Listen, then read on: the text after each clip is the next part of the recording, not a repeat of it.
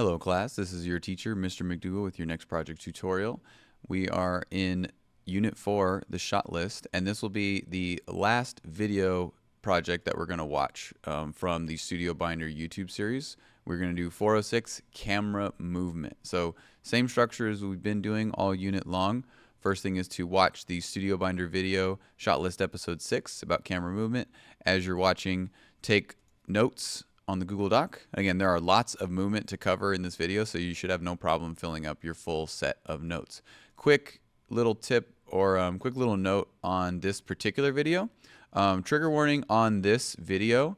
There is a short scene at the beginning that may have some graphic images or disturbing content, so please keep that in mind as you watch it, and just keep in mind also that these are movies, these are actors, everyone is safe, no one is actually being hurt in these things.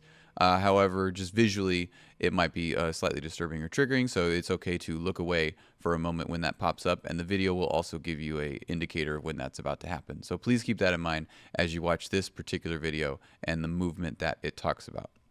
Okay, so let me quickly recap the video for you with this presentation. I'm going to go over the movement that was in the video, specifically the ones that you will be practicing in our classroom.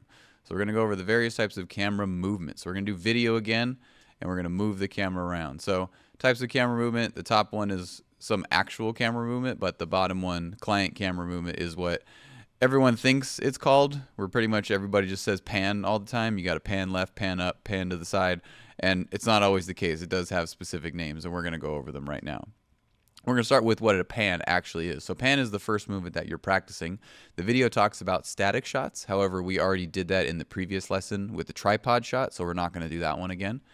And that is where the camera moves left or right. It moves to the side. So it turns left or right for that one. That is what a pan is when it's going sideways.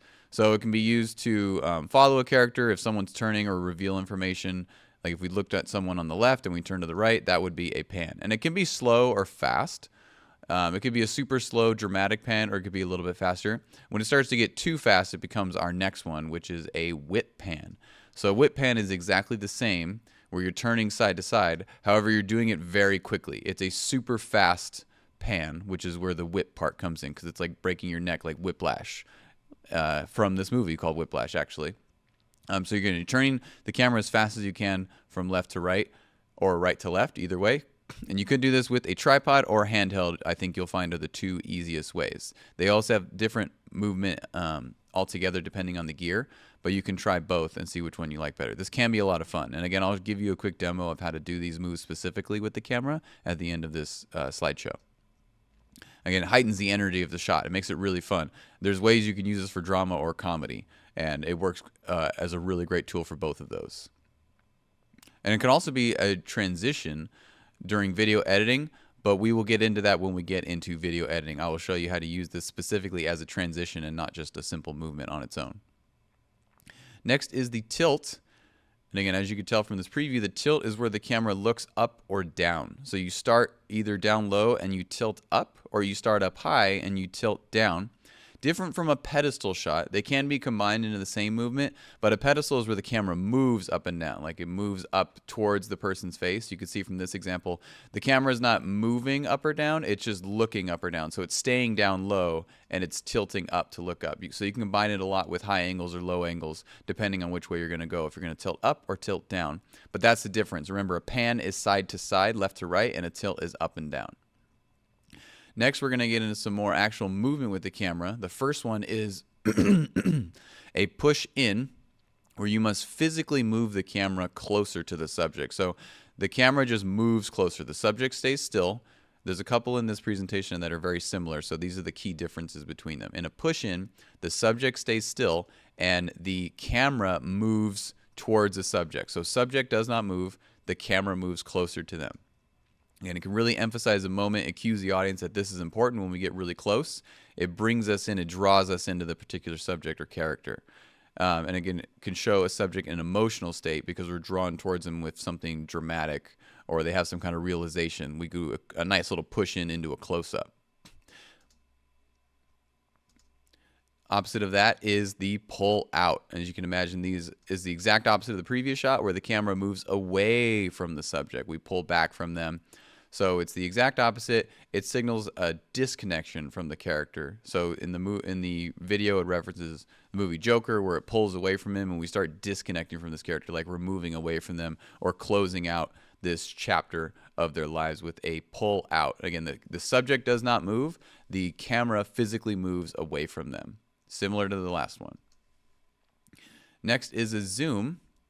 This is where you just zoom the camera. So the camera doesn't move itself.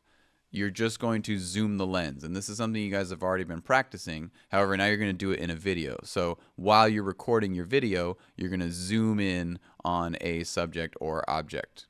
And again, it's a very different look from the push in or pull out. It might seem similar, but when you see them both side to side, they do have a distinct look to each other. This one is a little less natural because our eyes can't do that. The push in is more natural because we can physically move closer to a person and look at them, but our eyes can't do like a zoom in. We can't zoom in and enhance with our eyes. It's just not physically possible. So when you see this, it does have a very distinct look that's different.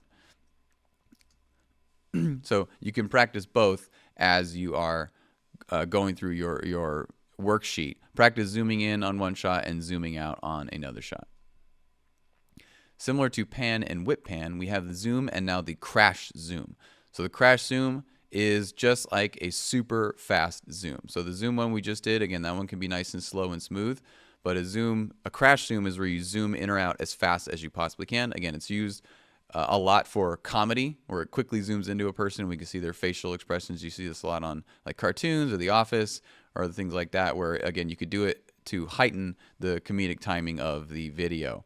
So again, try to just zoom as quickly as you can on the shot, okay?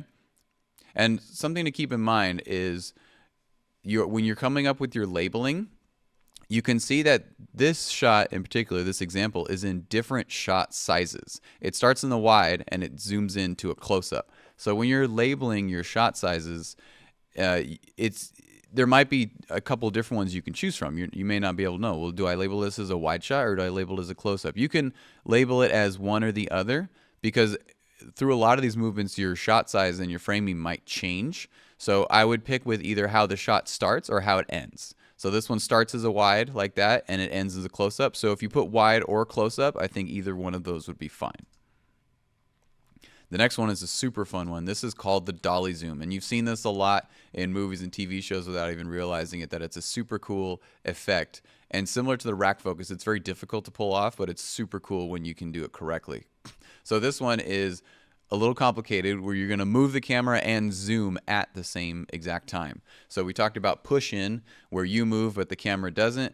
And then, we talked about push in where you move the camera, and then we talked about zoom where you don't move the camera. The dolly zoom is going to be both. You're going to move and zoom at the exact same time. However, you're going to move in opposite directions. And this one, again, take your time and practice. I know it might seem confusing because everything seems opposite, but if you just slow it down and practice it, it will become easier as you do it. So opposite directions, you're going to do a push in and a zoom out. Okay, push in and zoom out, and then pull out and zoom in. These are the opposites. So when you're doing this shot, just stop and pause for a second and just remember opposites. Push in, zoom out, and pull out, zoom in. Again, it will take time. It might be a little confusing at first, but once you practice it a few times, it'll start to get super easy. And you can see from the example, it gives the illusion that the background is moving. It looks like the character's staying in the same place, but the background is what's changing. And you'll see how this effect works. It's super cool when you get it done. One of the most difficult shots, as I mentioned, but it looks super cool if you nail it.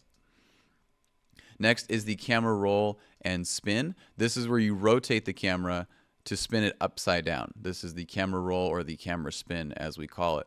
So the lens faces the same direction. You can see the lens is still pointing towards our subjects. We're just rotating the camera body. We're spinning it so it goes upside down. Very dramatic. It can symbolize that a character's world has been turned upside down. But it's a super fun one to do. You can either go all the way around or just like a 180-degree turn. All right, tracking shot. This is similar to a push in or pull out. However, this time we're following the character. So this one is the camera. We're moving the camera backwards or forwards like we did with the push in, pull out. However, this time the subject moves with us. So again, you can follow it from the back or the front. And again, it's different from a push in or a pull out because in those, the subject does not move. We just get closer to them. But in a tracking shot, the subject is walking or moving or something, and we are following them. You can either follow them from the front, like this example, or you can follow them from the back, where they're walking away from the camera and you're following right behind them. So that is a tracking shot. So again, this is where I mentioned that a lot of these shots are very similar, but there's a couple of key differences. So this is similar to the push and pull out. However, we follow the subject to go with them. So you can practice both. As you're going to take 2 videos of each of these movements. So I would practice both. Practice a follow from the front and a follow from the back. And then trucking, very, very similar.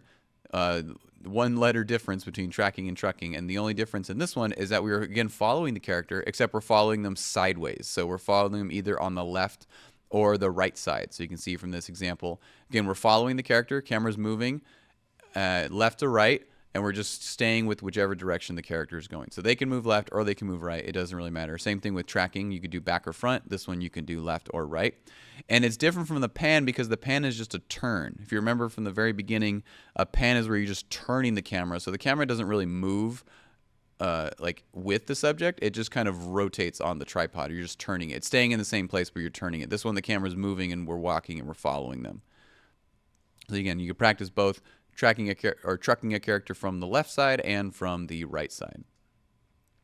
The last one we're going to do is the arc or orbit shot, and this one is really cool. This is where you circle around the subject. So you keep the camera pointed at your subject and you're going to circle around them. So you can move either left or right. It doesn't really matter which way. You can try both as you take your 2 videos, and you're just keeping it circling and pointing straight towards them. Some people call this the parallax shot, and it does look super cool. You'll see this one a lot in movies to really showcase our hero doing some cool movements. All right, so as we normally do, you're going to get your camera in your card and whatever gear you're going to use, and you're going to take your 2 shots for the slideshow. And just like in the previous assignment, this one is going to be all video. We're not going to be able, we can't tell how the camera moves if it's just a picture. So these are going to be video clips again, just like we did with camera gear. All video, no picture for this slide set. So if you go to the classwork, you'll see right here again, pan 1, pan 2, whip pan, whip 2, all these same things. They are all videos. There are no more photos. So since they're video, you won't be able to tell me your exposure settings. However, make sure your exposure is always correct. Make sure, as always with video, your shutter should always, always, always be at 1/50th for your shutter speed. Okay? If your video is too bright or too dark, then adjust either the f-stop or the ISO, but don't touch the shutter. Keep the shutter at 150 all the time for your video. It'll keep a natural motion blur. So again, you're doing 2 videos of each of the types that I just talked about and that are from the cheat sheet. So I know the video talks about more. The video has about, or the YouTube video has about 15 camera movements or so. However, we're not going to do a couple of them because we've already done them. We're not going to do the static because we already did that one with the tripod. Same with the boom or the random shakiness because we already practiced those in the previous lesson. So there's no need to practice those again. These are some new ones. So I just want you to focus on these 12. So as always, I like to provide you this cheat sheet as a quick little reference so you can see what it looks like and know how to do it. And as always, make sure you are picking different shot sizes, framing, everything. The last 5 assignments you're all going to put here. So in your first pan, put whatever shots I use, framing, angles, focus, gear, and refer to those lessons with the cheat sheets to figure out what that is. If you ask me what kind of focus is it, I'm going to ask you to refer to the cheat sheet and tell me what kind of focus you went with. Again, you decide on what all of these are. You decide on your shot size. Is it a wide? Is it a close-up? You decide, is it a single? Is it a 2-shot? Is it an over-the-shoulder? High angle, low angle, overhead? Is it deep focus, shallow focus, or soft focus? And then what gear did you use? Did you use a handheld, tripod, pedestal, dolly? What did you use for all of these shots? So there's a lot that you're doing this time. However, I'm going to give you a little bit more time to work on this, and I think you'll have a lot of fun as you do these as well. And remember to experiment. Try a bunch of different things so you can get your at least 2 clips. And a lot of them will take time. As I mentioned, a lot of these movements are very complicated, especially the dolly zoom one and some of the other ones, they can be very complicated. All of your shots, depending on the gear that you use, should be smooth unless you went with handheld for some of them. So if you want to do a trucking shot we follow a character from the side, I would recommend using a dolly so you can get a smooth trucking shot like the example. You can also do a handheld trucking shot where you're following them, and if that has a little bit of camera shake, that's okay. However, remember that not every single video can be handheld. You could do one handheld for one of your videos, but I shouldn't see every single video here says handheld. There should be different types of gear, like a tripod or a dolly or a pedestal or something else that we have practice, like the Snorri Cam or any of the different ones. I should not see this be exactly the same for all of your shots. There needs to be variety in all of these. And again, as you're deciding your shots or your shot sizes, if they change, that's okay. You may just have to go with your best bet. There's sometimes where it's a little bit of a gray area. Like this one, the shot size changes. It starts in about a medium and it ends in a close-up. So you may not be able to decide, well, which one is it? Is it a medium or a close-up? You can go with either one. Again, I would say pick where the video starts or where it ends as your shot size. Okay, so this one starts as a medium and it ends in a close-up. So if you put medium or close-up, I think either one of those would be perfectly fine. Sometimes it's hard to tell, so especially since it changes during the shot. Okay, so that's all right. Just go with your gut on what you think it best represents. Okay, so those are the movements. These are the ones that you practice, and I'll go over quickly how to demo each one of them right now.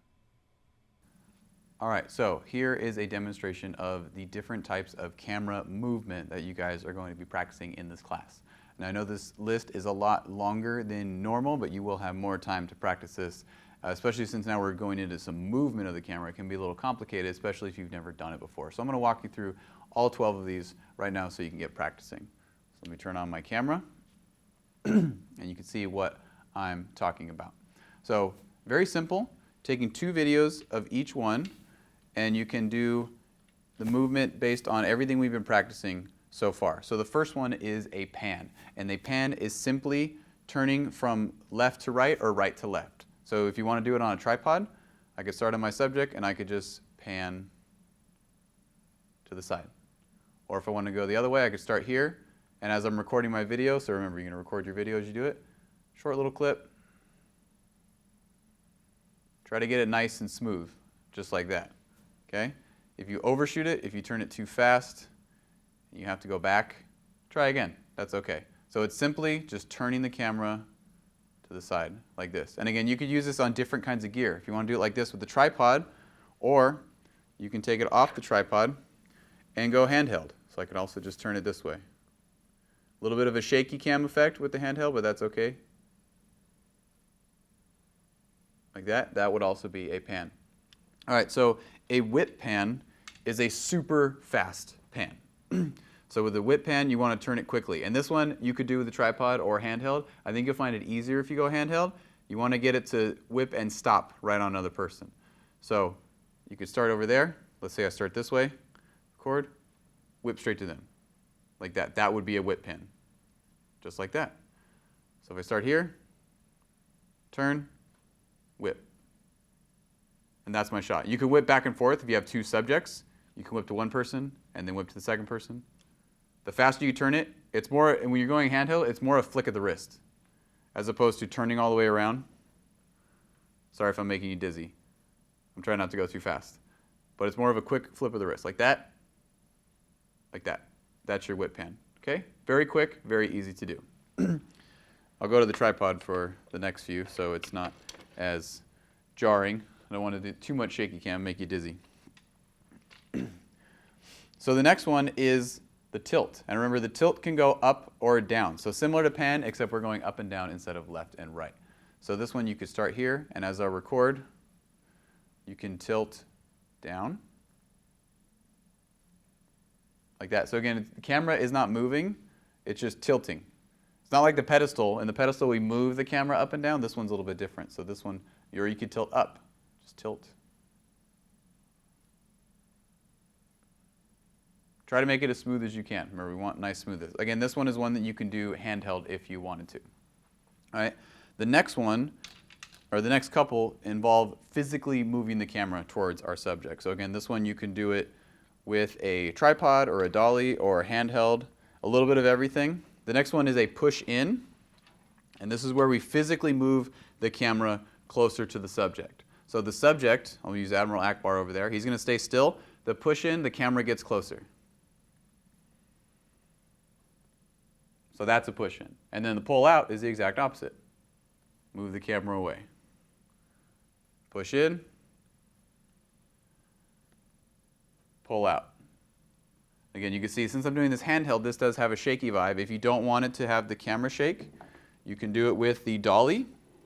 So remember, if we use the dolly movement, it will avoid the camera shake. So if I do it this way, if I push in this way, oh, if I don't get it snagged on my tripod, like this is a push-in as well with the dolly. So now the gear I'm using is the dolly, and then pull out with the dolly. Simple as that. Okay? You can also use a tripod if you want to use a tripod.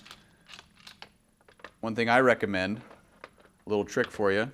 I know it seems like the tripod is limited in its movement, but what you can do is if you position it with 2 legs forward, you can raise this back leg. Make sure you support it, because now it's only on 2 legs. I raised this back leg. Now I can move the tripod. So now I can do a push in like that, or a pull out. And it's a little bit smoother than a handheld, because a handheld will have the camera shake.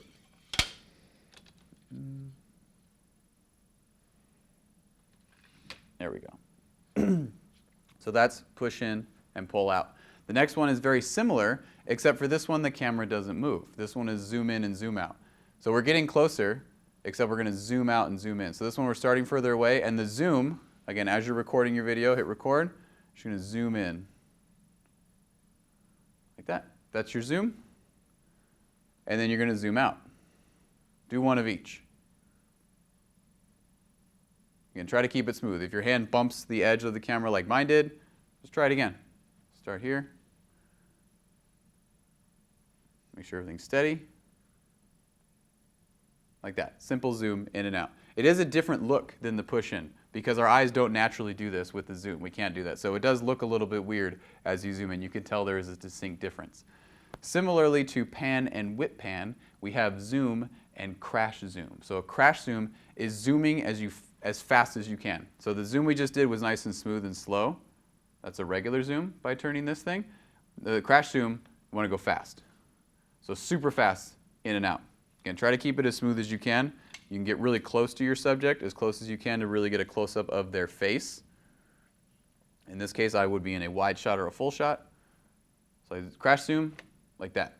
Again, this adds to the comedy and the energy of it. If you have your character's face, you zoom in on them, and they look at the camera with a funky face or something, you can make a really cool, funny little clip.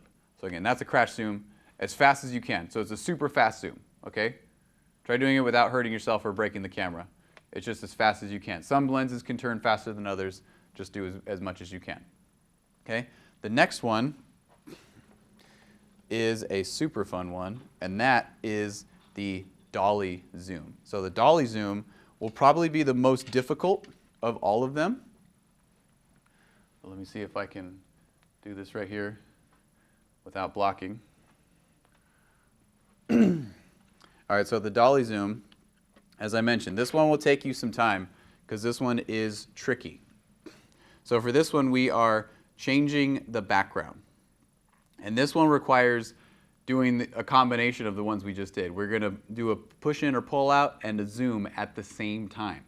So this one, take your time because it's in opposite. So slow it down for this one. Don't overthink it, try to go slow. So this one is, you would push in and zoom out at the same time. Those are the opposites, push in and zoom out. So let me try that. So if I push in and zoom out, it's hard to keep it smooth, or if we pull out and zoom in, it's hard to keep it smooth, but you can see what's happening. See how the background is changing? Again, this takes time to get it where you need it to be. But you see how it looks like the subject is staying the same, but the background is growing or shrinking instead. And this involves zooming and moving at the same time. This causes this effect. Again, you could practice it handheld, or you could practice it with the dolly or the tripod. Just get it in a nice zoom the way I have it right now. Nice and easy. There you go. You know, we'll take practice as you start turning it. It's not super steady with the zoom, but that's okay. That is the dolly zoom, just like that. Again, practice with this one a couple times. So remember, when you're ready, record. Boom. Just like that, okay? Good job. Next one is camera roll. In the camera roll, the camera lens stays where it is, and we're just going to rotate the camera. So this one's where you turn the character upside down. So with the roll, you would spin the camera like this. And again, this one's a little tricky. That would be a roll. You can start upside down if you want. If you want to go the other direction, start here and then record this way.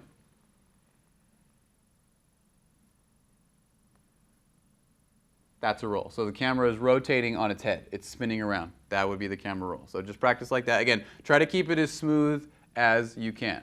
If you can, you could do a full 360 if you want to rotate it all the way over to the other side and then back and forth. That might be hard to keep it steady, but at least give it a shot. Try it out. All right, the next ones require a moving subject, and this one will be a little bit hard to demo since I don't have another person here, but this one will be a moving subject. The next one is a tracking shot. So the tracking shot is where I move with the character. So you have to have your subject, have your partner. They're going to move forward or backward, and I'm going to follow them. It's a follow shot. So different from a push in or a pull out, because in those, the character stays where they are, and I get closer to them. In this one, we're moving together. In a tracking shot, we're moving together. So as they move, I move with them. This is a tracking shot. He's moving, and I'm moving. And we also track backwards. If you wanted to face the other direction, like he's walking away from me, he's leaving, and I'm following him. He's going this way, and the camera's going with him. So if you have your character like walk a path, you can follow them in and out of the classroom or something, or they're walking somewhere, and you're just following them either from the front or from the back. And the next one is trucking, which is the same thing, except you're following them from the side. So they would be walking sideways, moving sideways, and we would be moving together. Again, the trucking one is different from a pan, because a pan is where I'm turning. A pan is just a turn or a rotation, like that. In the trucking, we're moving together. Akbar would be moving, and I would be moving. We'd be going sideways together, left or right. So it's just like trucking, except it's left and right instead of forward and backward. Okay? The very last one you're going to practice is the arc and orbit shot, or arc/orbit. They're about the same thing. So the arc orbit shot is where you rotate around your subject. So you can start on one side, and as you record, you're going to go around them. This is a cool hero shot. So it makes them look like they're the most powerful, they're the center of attention as I rotate around. You can go all the way around them if you want to do a cool spinning shot. Like think of the Avengers when the Avengers assemble. You get that cool low angle. This would be great in a low angle or a full and cowboy shot, kind of like this. And you arc around them. And again, the way I just did this, the way I'm demoing these right now, these are all handheld. So you can do one of them handheld, but then do the other one with something else. Try it with the tripod, or again, with the dolly. The dolly makes a good one to keep that nice, smooth shot. So if I keep it like this, point it up at him, I can arc with the dolly. See how it keeps it a lot smoother? Or if I wanted to go back.